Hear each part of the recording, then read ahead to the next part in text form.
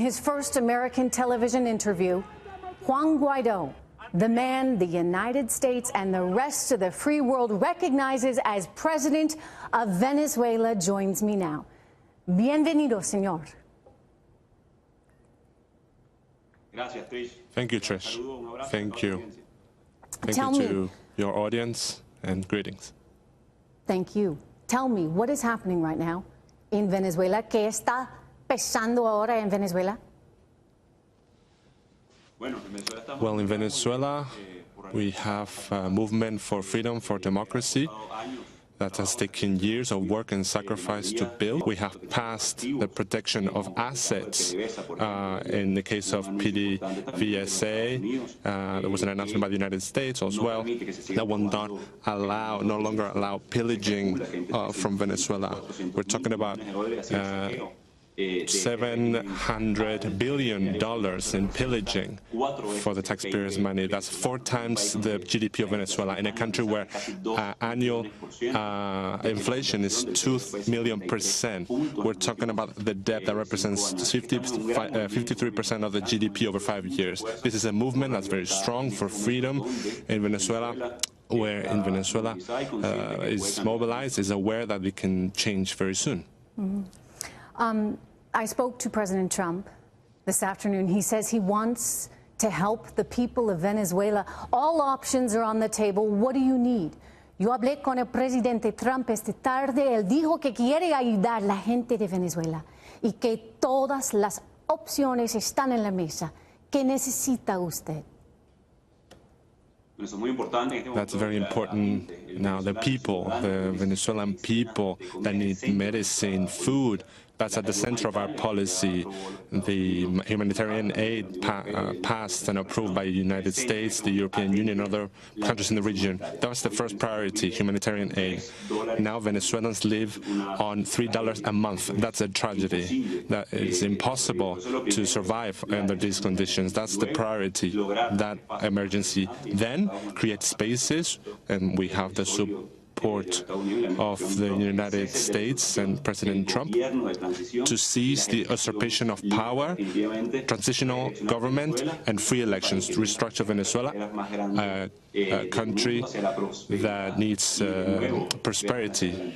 And once again, we need private property, private businesses, industry to generate and create jobs, to transform the society. The pressure that's been exercised supporting our democratic cause by the United States, Europe, Canada, that's been fundamental throughout this process. Muy importante. Now, I know that Maduro says you're a criminal, sir. I know that your life is in danger. How are you preparing?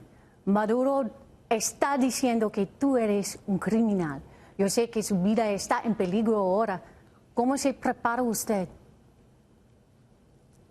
Well, focused on our people, we have put our life at risk at the service of Venezuelans for a long time. We are a generation that, not because of age, but because of the momentum, the times that we had to live under a dictatorship. We saw how democracy was lost. We took it for granted in Venezuela, and unfortunately we lost it. Now we're in the process of recovering it.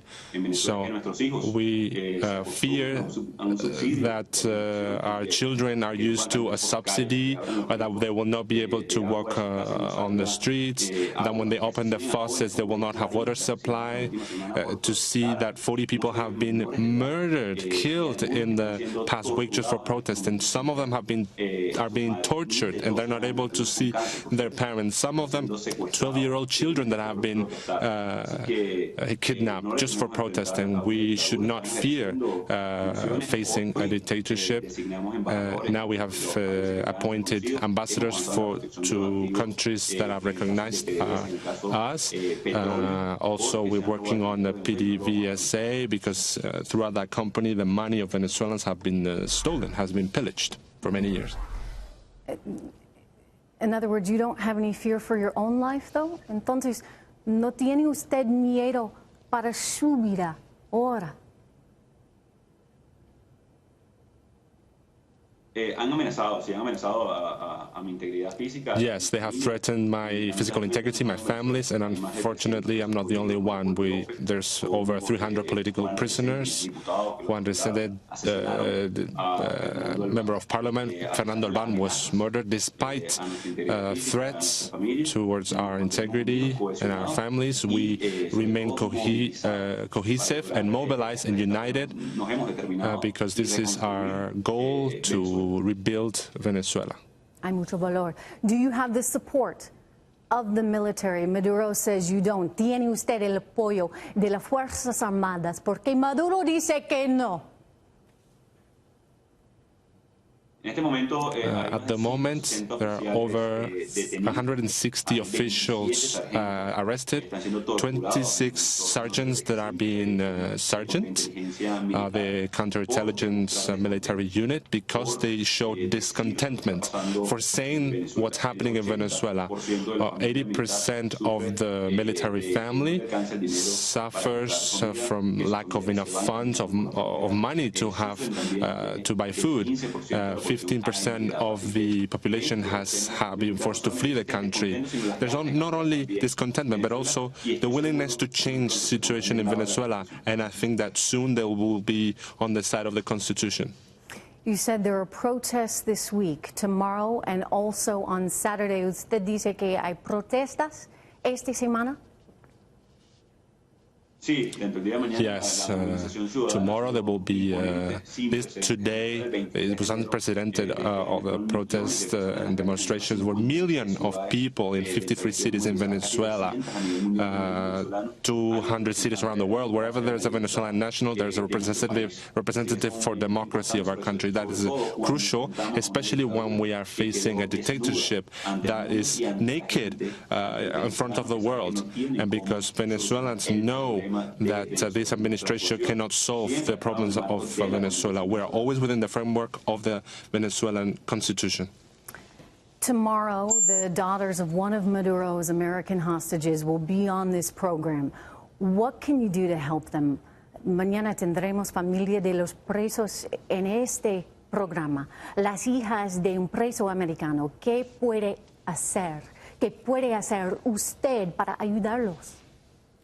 Well, we're going to achieve this very soon, the cease of the usurpation of national sovereignty. We're guaranteeing political prisoners, servicemen and civilians that will be on the side of democracy in situations of transitions like Venezuela and Poland in 1958.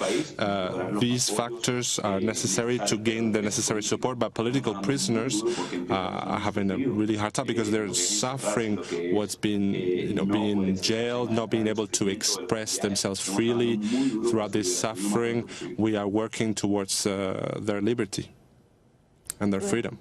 Bien, la libertad. Turning to the history of your country, what happened under the Maduro and Chavez reigns? Ahora un poco de la historia de Venezuela. ¿Qué pasó con Maduro y Chavez en Venezuela? I'll give you an example, an economic example, socially and economically speaking. PDVSA, that was the third largest oil company in the world, invested $300 billion in its production to increase production, oil production. Only two countries invested more, Saudi Arabia and the United States. In these countries are producing almost 10 million barrels a day. Today, Venezuela produces $1 million. The production was decreased by 2/3. The fourth investment in the world. Money was stolen, was pillaged. That's why Venezuela today has no social services, no gas supply. They're cooking with a wood fire. They destroyed and ruined one of the most prosperous companies in the world that supports an oil-producing country. That's why the production of assets supported by the United States is very important, because pillaging cannot continue. We need to protect the industry to make it prosperous again. The in a political sphere, they denied the opposition's legitimacy. They were behind, they were torturing, they jailed the opposition. Now we see children that are 12 years old that are behind bars.